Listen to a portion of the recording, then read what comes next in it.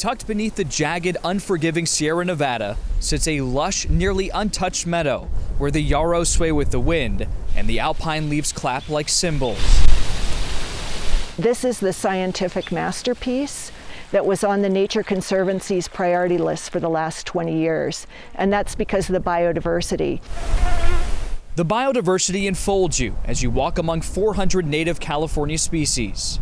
I see paintbrush, alpine daisies, lupin, just tons of different wildflowers, and it changes every day you're here. For the last 2 years, this has been Kathy Engler's second home, a place where the wildflowers struggle to peer over the grass and soaring pines dominate the mountainside. You've got a transition where it goes from too wet to grow and then to too dry. So that's why we get this kind of habitat. The habitat is known as the Lower Carpenter Valley.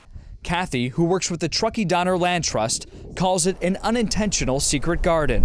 As we traveled here over 2 miles of bumpy gravel Forest Service road, I think you get a feel why a lot of people haven't driven 2.5 miles down this road and gotten to the lock gate.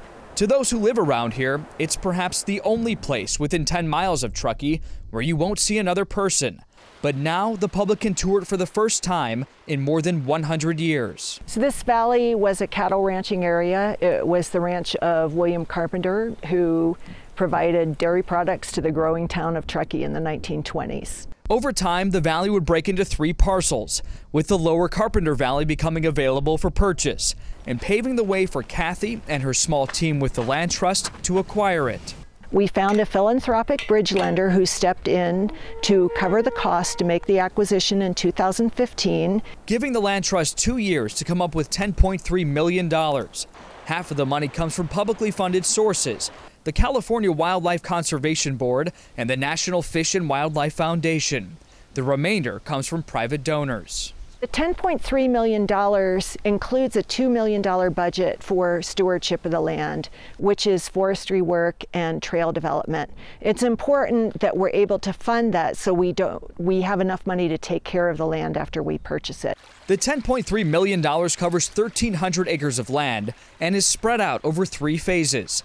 The first covers land adjacent to the meadow. It's 640 acres in size and is now owned by the Tahoe Donner Association for trail sports. Second, the 600-acre meadow, which is yours to see on docent-led hikes. Tours are 5.5 miles along a mostly level dirt road and can last a few hours.